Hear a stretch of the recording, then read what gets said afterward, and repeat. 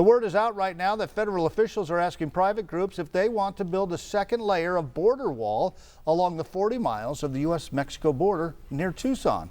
Alexis Perdine takes a look into the details of this plan in this News 4 Tucson investigation. U.S. Customs and Border Protection is asking private contractors for recommendations on how they can build private border walls that make it more difficult to penetrate or cross over.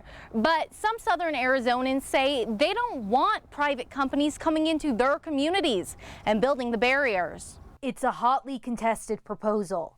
Early in June, CBP proposed this notice asking federal contractors for border wall related anti-breaching and anti-climbing suggestions, inviting proposals for private party construction, meaning investors would be allowed to buy land along the border, build a barrier on it, and sell that barrier back to the federal government, all in an effort to make the existing border wall more secure. It's a very, very clear neglect when you're saying anybody from outside, private contractor, can build a wall, right, with this new, or build a barrier with this new proposal. Cesar Lopez's family has lived in Nogales, Arizona for 5 decades. He says no more walls, especially privately built walls.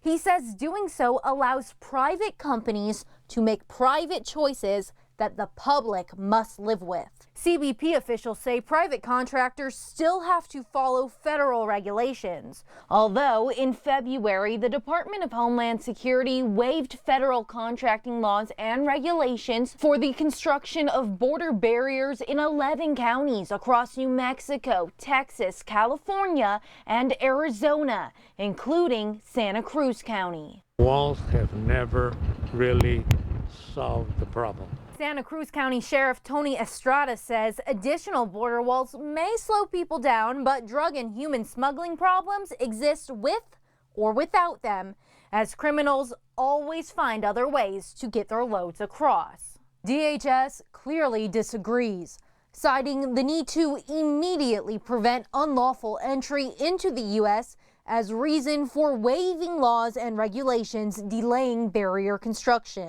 According to DHS, in 2019, Border Patrol seized nearly 60,000 pounds of marijuana, more than 150 pounds of cocaine, 155 pounds of heroin, 12 pounds of fentanyl, and nearly 3,000 pounds of meth from drug smugglers in the Tucson border sector. The issues of drugs coming into this country, it's not going to stop. The majority of those drugs are coming through the ports of entry. Do you think there could ever be a barrier along the border big enough or with enough technology to deter people from illegally crossing into the U.S.?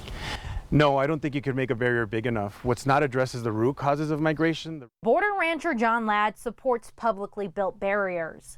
He says they make a big difference to people on both sides. The Mexican rancher deals with the cartel one-on-one. If he doesn't let them do what they want to do, they kill him. Ladd says the stronger the barrier, the more likely the cartel has to find a different smuggling route, one away from his neighbors across the border in Mexico. Ladd says razor wire wrapped already along portions of the wall near Bisbee undergo repairs by Border Patrol daily, as it's constantly cut by those attempting to breach the wall. In the last 30 years, Border Patrol caught 500,000 people just on our ranch. Since the border wall was built, Ladd says that number dropped to less than 5,000 people over 5 years. It's a national security tool, and I'm in favor of it.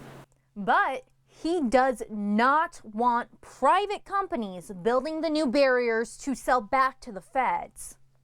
If the contractor buys the property from an individual and then gives it back to the government, I am against giving any private land back to the government.